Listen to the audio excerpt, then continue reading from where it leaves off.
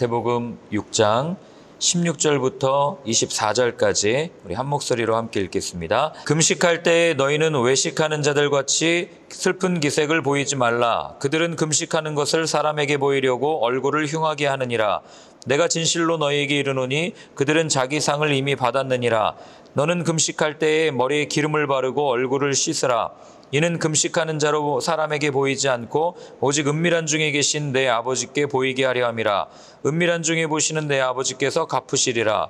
너희를 위하여 보물을 땅에 쌓아두지 말라. 거기는 좀과 동록이 해하며 도둑이 구멍을 뚫고 도둑질하느니라. 오직 너희를 위하여 보물을 하늘에 쌓아두라. 거기는 좀이나 동록이 해하지 못하며 도둑이 구멍을 뚫지도 못하고 도둑질도 못하느니라. 내 보물이 있는 그곳에는 내 마음도 있느니라. 눈은 몸의 등불이니 그러므로 내 눈이 성하면 온몸이 밝을 것이요 눈이 나쁘면 온몸이 어두울 것이니 그러므로 내게 있는 빛이 어두우면 그 어둠이 얼마나 더하겠느냐. 한 사람이 두 주인을 섬기지 못할 것이니 혹 이를 미워하고 저를 사랑하거나 혹 이를 중히 여기고 저를 경히 여김이라. 너희가 하나님과 재물을 겸하여 섬기지 못하느니라. 아멘. 사람이랑 이야기할 때 예를 들면은 이 사람한테 직접 이야기하면 참 좋은데 그렇지 못할 경우에는 괜히 또 그럴 힘이 없을 때는 괜히 옆에 있는 사람한테 크게 이야기할 때가 있잖아요. 그러면서 옆 사람 들으라고 일부러 그렇게 얘기할 때가 우리가 종종 있는 것들을 보게 됩니다. 그 말을 듣는 그 옆에 있는 사람이 자신에 대한 이야기임에도 불구하고 자기한테 얘기 안 하고 옆에 사람한테 크게 이야기하는 그런 걸 들을 때 그 마음이 얼마나 상하고 그 기분이 나쁠까 이런 생각을 할 때가 종종 있습니다. 차라리 직접 와서 이야기해주면 참 좋을 텐데. 그런데 당시 예수님 당시에 바리새인들이 하나님 앞에 대화하는, 하나님과 함께 교제하는, 하나님께 이야기하는 일들을 이렇게 할 때가 참 많았던 거예요. 하나님 앞에 나와가지고 하나님 내가 이런 일들을 하나님과 이야기하고 싶습니다 라고 이야기하면 참 좋을 것을 하나님 앞에 이야기하는 게 아니라 하나님은 저기에 두고 내가 여기 앞에 있는 사람들을 앞에 두고 내가 이 시간에 기도합니다. 하나님 내 기도 보셨죠? 하나님 내가 지금 여기서 이렇게 하나님 앞에 내 몸을 드립니다. 내 시간을 드립니다. 내 삶을 드립니다. 하나님 보셨죠? 하는 식으로 마치 하나님과의 어떤 직접 대화가 아니라 간접 대화를 통해서 하나님께 의를 인정받고 싶어하는 그들의 모습, 그들의 행동이 오늘 본문 속에 그대로 드러납니다. 자, 우리 16절부터 18절까지를 한번 다시 읽어보겠습니다. 금식할 때 너희는 외식하는 자들과 같이 슬픈 기색을 보이지 말라. 그들은 금식하는 것을 사람에게 보이려고 얼굴을 흉하게 하느니라. 내가 진실로 너희에게 이르노니 그들은 자기 상을 이미 받았느니라. 너는 금식할 때 머리에 기름을 바르고 얼굴을 씻으라. 이는 금식하는 자로 사람에게 보이지 않고 오직 은밀한 중에 계신 내 아버지께 보이게 하려 함이라. 은밀한 중에 보시는 내 아버지께서 갚으시리라. 아멘. 자, 예수님께서 6장에 보면은 우리의 개인의 경건 생활에 대한 세 가지 주제를 가지고 이야기하시는 걸 알게 됩니다. 첫 번째는 그 구제였죠. 보이지 않게 도와라. 그리고 두 번째는 기도였습니다. 그래서 그 마태복음 6장에 보면 우리가 잘 아는 주기도문에 대한 이야기가 쭉 나오죠. 그리고 세 번째가 무엇이냐면 바로 오늘 여기 있는 것처럼 금식에 관한 이야기를 하는 겁니다. 어떤 설교자는 그렇게 얘기해요. 개인의 기도에 관한 거는 하나님과의 관계를 정립하는 일이고 구제에 관한 거는 이웃과의 관계를 정립하는 일이고 마지막으로 금식에 관한 것은 나 자신과의 관계를 정립하는 그런 어떤 경건 생활의 모습이다라고 이야기하는 것을 들은 적이 있습니다. 자, 여러분 우리는 한번 생각해 봐야 돼요. 금식이란 무엇일까? 오늘날 많은 사람들이 금식에 동참합니다. 이유는 살 빼려고. 그렇지 않아요? 다이어트라는 이름으로 물어보면은 나는 금식해요. 나는 굶식해요. 이렇게 얘기해요. 왜 그렇습니까? 살 빼려고요. 이렇게 얘기하죠. 그러나 여러분 금식은 굶는 게 금식이 아니에요. 히브리어로에서 말하는 금식의 의미는 내가 내 생각과 내 마음과 내 모든 것들을 하나님 앞에 낮추다. 이게 히브리어가 말하는 금식의 의미인 거죠. 그러니까 나는 완전히 점점 사라지고 내가 죽을지언정, 내가 곡기를 끊고 내 생명이 멈추어질지언정 나는 하나님 앞에 섭니다. 이게 금식의 의미라는 거죠. 그래서 하나님께서는 그 율법서를 보면 1년에 딱 한 번 이스라엘 백성들에게 금식을 명령하십니다. 한 번만 하면 돼요. 그런데 이 당시 바리새인들은 하루에 몇 번 했을까요? 통독하셨잖아요. 누가복음에 나오는데. 무엇입니까? 네. 맞아요. 누가복음 18장에 보면 세리가 그 바리새인과 세리의 기도가 나오잖아요. 그때 바리새인이 뭐라고 얘기하면 그렇게 얘기하죠. 나는 그 일회에 2번이나 금식했다. 그리고 나는 소득의 11조를 드린다. 이런 얘기 읽어보셨죠? 바리새인이 그렇게 얘기를 하는 거예요. 그러니까 하나님께서 한 번만 금식하라고 했던 것을 이 사람들은 1년에 뭐 2번, 3번 이상 금식을 했던 것을 우리는 알게 되는 거죠. 왜 이렇게 됐을까요? 이유는 한 가지예요. 율법을 너무 오버해서 지킨 거예요. 하나님을 향한 열심이 결국 자기 자신을 넘어서서 잘못된 방향으로 흐르고 있었다는 게 이 당시 사람들의 금식 기도라는 것을 우리는 알게 됩니다. 물론 우리는 살면서 2번도 금식할 수 있어요. 3번도 금식할 수 있습니다. 뭐 100번이라고 못하겠어요? 근데 뭐가 잘못되었을까? 이걸 오늘 예수님이 우리한테 말씀해 주시는 거죠. 아까 말씀드렸던 것처럼 이 사람들은 사람에게 보이는 금식을 하기를 원했던 거예요. 왜 사람에게 보이기를 원했냐면 내가 금식합니다. 내가 뭐 예를 들어서 40일 금식합니다. 그러면 주위의 사람들이 어떻게 생각할 것 같아요? 야, 금식하신데 40일이나 하셨대. 이렇게 안 볼 것 같습니까? 그러니 오죽하면은 어떤 목사님들이나 장로님들 명함을 보면은 거기에다가 40일 금식 몇 회 이렇게 써놓잖아요. 책 그 자기소개할 때도 뭐 금식기도 몇 회 뭐 이런 걸 써놓는 걸 보고 제가 너무 좀 이렇게 안타까웠던 적이 있는데 왜 사람들 앞에서 보이는 그 명함을 낼 때 거기에 금식기도를 몇 번 했냐고 이야기하겠어요? 결국 바리새인들과 똑같은 거예요. 아까도 얘기했지만 바리새인들이 얘기하는 거죠. 나는 일회에 2번이나 금식한다. 결국 가만히 그걸 따져가다 보면 이 바리새인들은 자신의 그 금식을 어떤 나의 영적인 자존심을 나타내는 도구로 사용했다는 것을 우리는 알 수 있는 거죠. 나는 몇 번이나 금식합니다. 여러분, 금식은요, 자기 절제예요. 하나님 앞에서 나를 절제하는 거죠. 그런데 하나님을 알고 하나님을 자랑한다고 말하던 그들의 금식은 자기 절제가 아닌 자기 자랑이었다는 것이 오늘 예수님께서 우리한테 말씀하시는 거예요. 왜 자기 자랑이 되었을까? 결국에는 어떤 신앙의 수준을 결정하는 그 기준이 바로 이런 금식과 기도와 이런 구제, 이런 어떤 내가 겉으로 드러나는 행동을 가지고 사람들의 신앙을 그 수준을 판단하는 그런 도구가 되었다는 것을 우리는 눈치챌 수 있는 거죠. 예전에 제가 아는 어떤 목사님은요, 목소리가 지금 저보다 훨씬 더 걸걸해요. 그래서 왜 그 걸걸한가 봤더니 이분은 기도할 때 그냥 막 소리 지르면서 기도하는 스타일이에요. 그러니 이분의 목소리를 들으면 어떤 성도님들 뭐라고 그러냐면 목사님의 목소리만 들어도 은혜가 됩니다. 이렇게 말씀하시는 걸 제가 수도 없이 들었어요. 기도 많이 한다 이거죠. 그럼 조용히 기도하는 사람은 기도가 뭐 수준이 낮고 맨날 부르짖으면서 목 쉬도록 기도하는 거는 수준이 높은 기도입니까? 목이 걸걸하고 늘 하나님 앞에 소리치면서 기도하는 사람은 예레미야처럼 울면서 막 이렇게 하는 사람은 뭔가 경건의 수준이 굉장히 높아 있고 침묵으로 기도하면서 말하지 않고 조용히 이렇게 살아가면서 기도하시는 분들은 경건의 수준이 뭐 땅바닥에 있는 사람들이에요.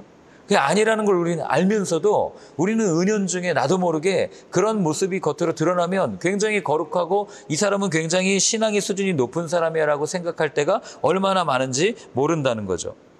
그런데 여러분 그거 아세요? 내 경건을 드러내는 또 내 겉으로 드러나는 그 모습이 신앙의 수준이라고 생각되는 그 모습 때문에 우리는 끊임없이 누군가에게 나의 경건의 모습을 보이려고 해요. 그걸 바리새인들을 보면서 예수님이 외식이라고 표현하셨죠. 하루에 몇 번 기도하는 게 중요한 게 아니라 하나님과 함께 머물면서 하나님의 뜻대로 살아가는 게 정말 중요한 건데도 불구하고 그냥 하루에 몇 번 하나님 앞에 나아갔느냐, 하나님께 몇 번 금식했느냐, 하나님의 이름을 몇 번 불렀느냐, 이게 너무나도 중요했던 사람들이 이 사람들이라는 거예요. 그러니까 결국 자기 자랑은요, 자기의 존재를 넘어서지 못해요. 그리고 그렇게 인정받음으로써 결국 자기 만족으로 이루어지죠. 그러니 하나님을 위해서 한다고 하는 그 모든 행동의 동기가 결국 나 자신이라는 것을 알게 되는 거고, 내가 하나님을 위해서 무언가를 하고 하나님의 뜻을 가지고 무언가를 한다고 이야기하지만 그 모든 행위의 종착지는 결국 나 자신이라는 것을 알게 되는 거죠. 그럼 결국 뭘 섬기는 겁니까? 하나님을 섬기는 게 아니라 나라고 하는 우상을 섬기는 것이고, 이것이 종교가 가진 굉장히 함정이라고 해야 될까요? 하나님을 섬긴다고 이야기하는데 결국에는 나를 섬기고 있는 그런 모습들을 보게 되는 거죠. 오늘날도 마찬가지예요. 금식만 이런 게 아니에요. 제가 아까도 얘기했지만 뭐 명함에도 쓰기도 하고, 제가 사실은 한 몇 달 전에 서점에 가서 책을 보다가 경악했는데 그 책이 굉장히 잘 팔린대요. 성도들한테 인기가 있대요. 그래서 뭔가 이렇게 봤더니 목사가 자기 책을 썼는데 뭐 성경을 뭐 1000번 읽었네, 몇백 번 읽었네, 이걸 가지고 그 앞에 이렇게 홍보하면서 책을 파는 걸 봤어요. 뭐 마태복음 100독, 뭐 사도행전 1000독 이러면서 자기는 그렇게 읽었다. 제가 보면서 너무 한심한 거예요. 그게 뭐 자랑할 거예요. 그거 자랑할 거면 밥 몇 끼 먹었는지도 자랑해야 되는데 왜 그건 자랑하지 않고, 왜 내가 성경책을 몇 번 읽은 걸 가지고 자랑하는지 몰라요. 안타까운 건 사람들은 또 그게 뭐 거기에 뭐 대단한 거라도 있는 줄 알고 이렇게 보는데, 제가 그 책을 보는데 사실 별게 없어요. 그냥 여기저기 뭐 갖다가 자기가 좀 깨달은 거 써놓고 그게 끝이에요. 근데 그걸 뭘 그렇게 자랑할 거라고 그렇게 써놓고 있는지 모르겠어요. 왜 이렇게 사람들이 이렇게 바뀌어가고 이런 식으로 자기의 신앙이 변질되어 갈까? 우리는 이게 사람을 의식해서라고 생각하지만 사실 가만히 보면 사람을 의식하는 게 아니고요, 사람에게 비춰지는 나를 의식하는 삶이 이런 삶이에요. 그러니까 우리는 그 뭐라 그래요? 나르시시즘이라고 그러나요? 자기에게 자기 거울 보고 좋아하는, 나도 모르게 그렇게 내 모습에 갇혀서 내가 하나님을 섬긴다고 이야기하고 내가 하나님의 뜻을 따라서 경건 생활을 한다고 이야기하지만, 사실은 가만히 보면 다른 사람들의 눈에 비치는 나를 보면서, 다른 사람들의 눈동자 안에 비치는 내 모습을 보면서 거기에 만족감을 느끼고 그게 마치 하나님을 위한 것이라고 속아서 신앙생활할 때가 얼마나 많은지 모른다는 거죠. 그러니 신앙생활을 하면 할수록 이기적으로 바뀌고 나 자신에 갇혀서 나만 바라보는 그런 신앙을 우리가 갖게 되는 것 아니겠어요? 그래서 이런 신앙의 모습, 다른 사람을 의식하는, 아니 어쩌면 다른 사람에게 비춰지는 나를 의식하는 신앙생활의 모습은 우리가 잘 아는 메두사와 같은, 그 메두사를 쳐다보면은 눈 멀잖아요. 그랑 똑같은 거예요. 점점 내가 화석화되어져 가는지도 몰라요. 나 자신을 보면서도. 그걸 마치 내가 하나님을 위해서 한다고 착각하는 거죠. 그렇기 때문에 여러분, 우리가 늘 의식해야 될 건 뭐냐면, 성경 통독을 하든 기도를 하든 구제를 하든 정말 내 마음의 동기가 무엇인가를 스스로에게 물어야 되고, 그리고 나는 누구를 의지하고 있는가, 정말 하나님께서 원하시는 것을 하고 있는가, 아니면 그 하나님께서 원하시는 것을 핑계로 내가 원하는 것을 하고 있는가를 늘 점검할 필요가 있다고 하는 거죠. 이게 말처럼 쉽지 않다는 거 알아요. 우리 살면서 사실 많은 사람들의 눈치를 보면 살거든요. 안 본다는 말 거짓말이에요. 직장 가서 어떻게 눈치를 안 볼 수가 있어요. 딱 출근했는데 분위기가 안 좋아. 근데 아무 생각 없이 와서 막 그러고 다니면 뭐 둘 중 하나 판단받겠죠. 철이 없든지 눈치가 없든지 이렇게 볼 거 아니에요. 그래서 우리는 나도 모르게 사회의 어떤 관념, 규범 안에서, 그냥 그 분위기 안에서 나도 모르게 그냥 사회에 익숙해져 가요. 우리는 그걸 어떤 표현으로 눈치 본다고 얘기하죠. 집에 들어갔는데 분위기가 안 좋은데 거기다 대고 막 이러면은 어떻게 되겠어요? 맞죠? 뭐 어떻게 돼요? 그러니 우리는 눈치를 봅니다. 그렇기 때문에 여러분, 우리가 누군가를 배려하는 마음으로 눈치는 볼 수 있어요. 그러나 제가 말씀드리는 건 뭐냐면, 눈치는 당연히 볼 수 있어요. 아니, 또 봐야 됩니다. 그러나 그 눈치를 우리의 삶의 기준으로 삼으면 안 된다는 얘기예요.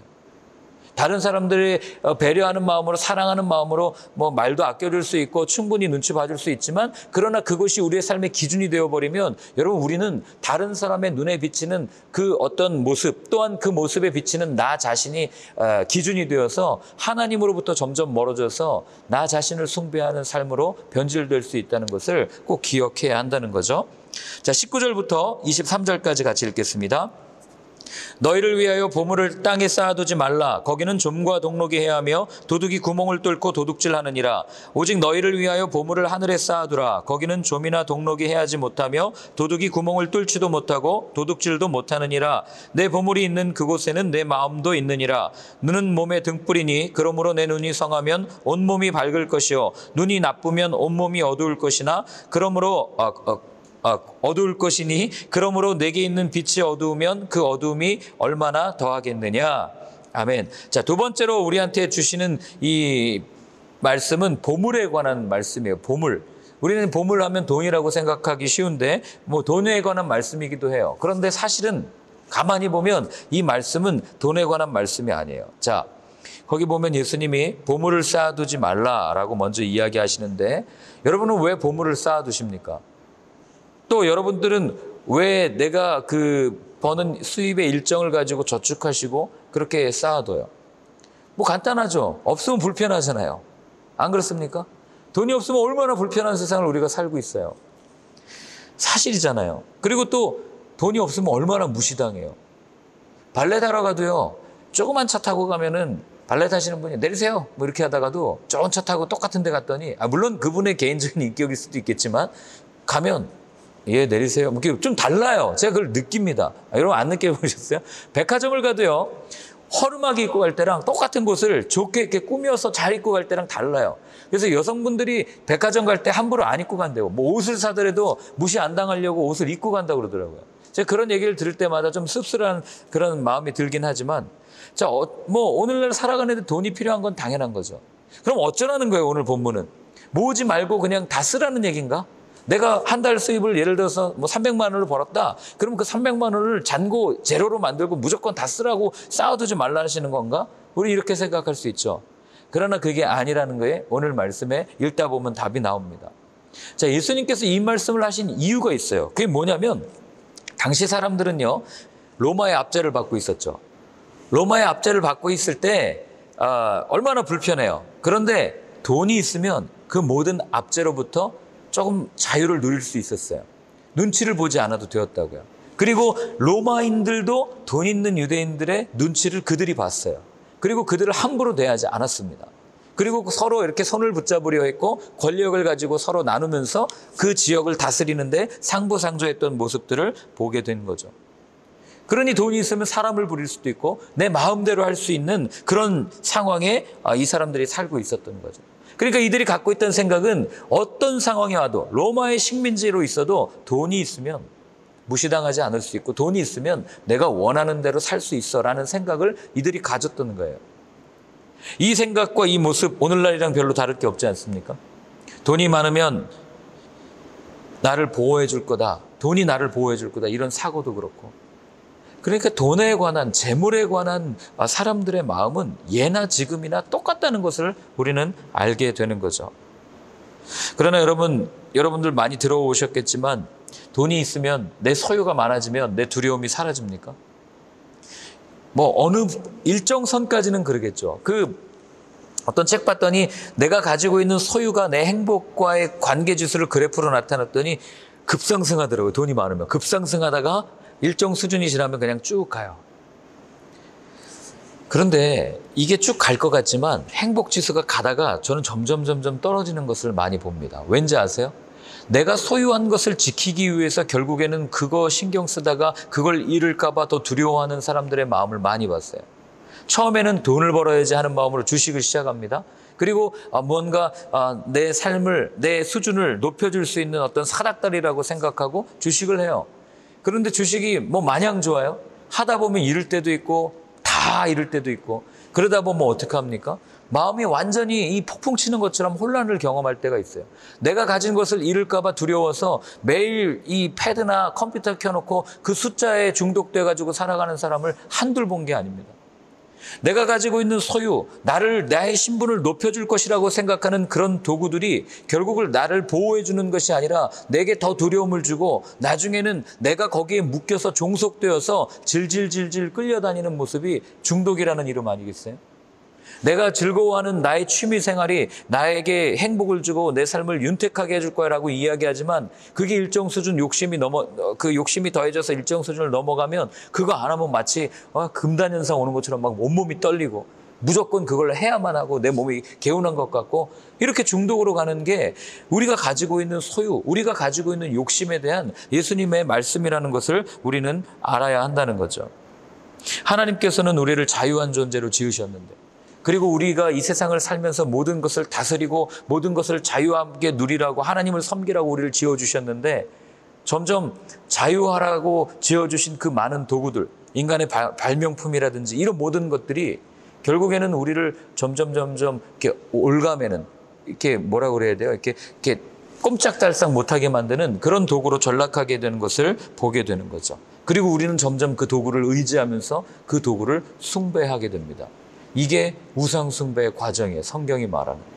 오늘 21절에도 보면 뭐라고 되어 있습니까? 내 보물이 있는 그곳에 내 마음이 있다. 이 얘기를 하시는 이유가 거기에 있는 거죠.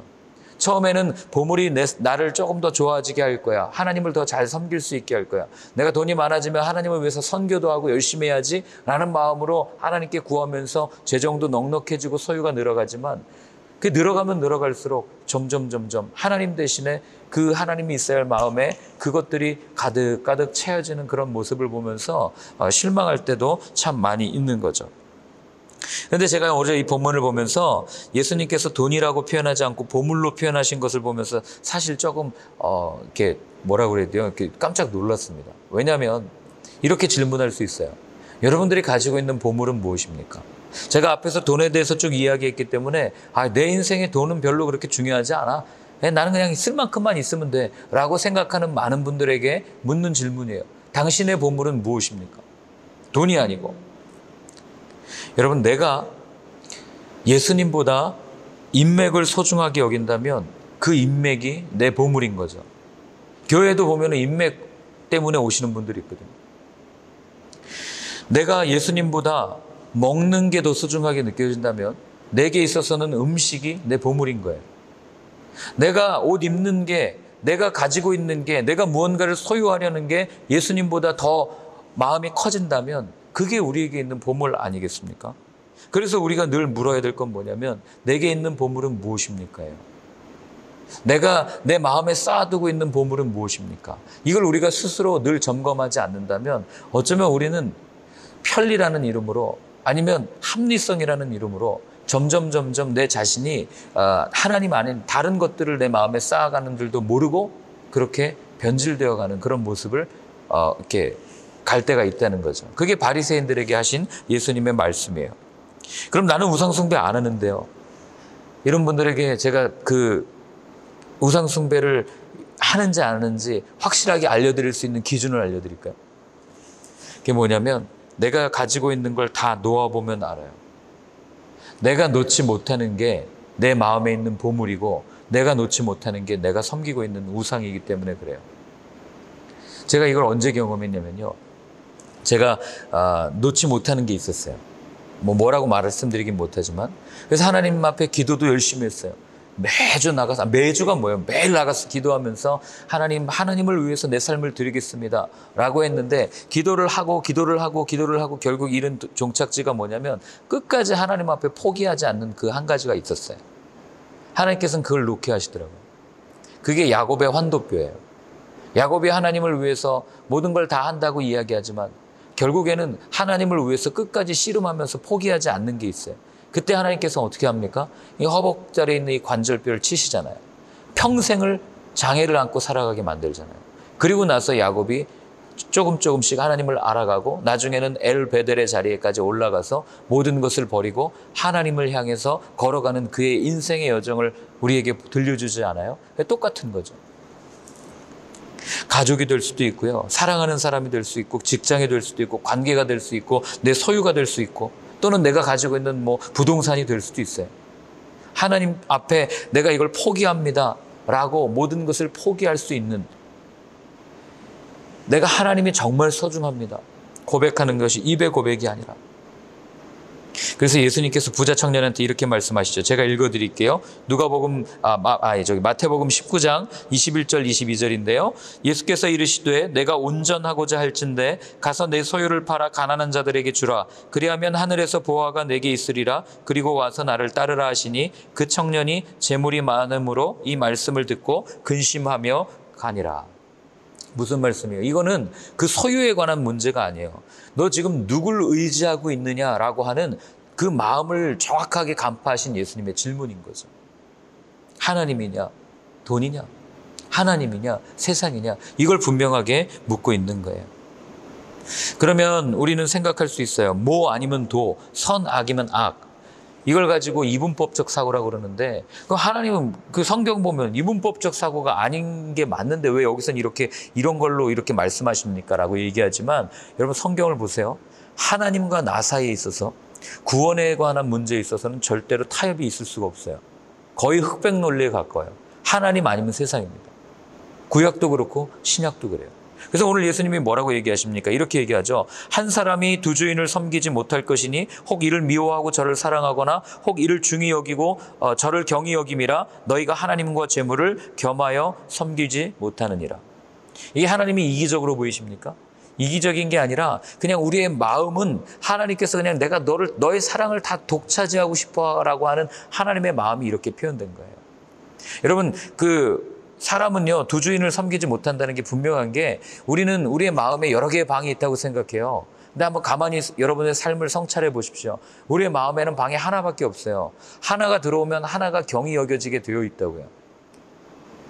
나는 하나님과 재물을 둘 다 좋아합니다. 아니에요. 하나님, 그래서 어떤 분은 그러죠. 하나님 다음으로 돈이 좋습니다. 말도 안 되는 얘기예요. 겉으로는 그렇게 얘기하겠죠. 사실은 돈이 더 좋은 거죠. 여러분 솔직할 필요가 있어요. 하나님 앞에서. 우리의 마음에는 방이 하나밖에 없다는 걸 꼭 기억하셨으면 좋겠습니다. 자, 오늘 예수님께서 들려주신 두 말씀은 외식, 금식이죠. 겉으로 하는 외식과 보물에 관한 것 같지만 사실은 둘 다 우리 마음의 중심에 무엇이 있는지를 묻는 그런 질문이고 그런 가르침이라는 것을 우리는 알게 되는 거죠. 그렇기 때문에 아까도 말씀드렸지만 오늘 끊임없이 우리가 살아가면서 매일매일 스스로에게 물어야 될 건 내 마음에 무엇이 담겨 있는가, 그리고 나는 누구를 의지하는가, 이거를 하루에 한 번 정도는 끊임없이 물어야 우리가 이런 바리새인들과 같이 외식하는 신앙이 아니고 하나님을 핑계로 나 자신을 합리화하는 신앙이 아니라 정말 주님을 따르는, 십자가를 지고 따라가는 그런 삶을 살 수 있다는 겁니다. 내 안에 내가 담겨 있다면 내가 높아지고 나를 홍보하고 나를 드러내고 내 유익을 위해서 우리가 온 힘을 다 기울여서 보물을 쌓으려고 하겠지만 내 마음에 주님이 담겨 있다면 여러분, 나는 낮아져도 좋고 남들이 몰라줘도 좋고 그리고 그분과 동행하는 것만으로 기뻐할 수 있는 삶을 살게 될 겁니다. 그래서 오늘 함께 같이 기도할 때는요, 이렇게 한번 기도했으면 좋겠습니다.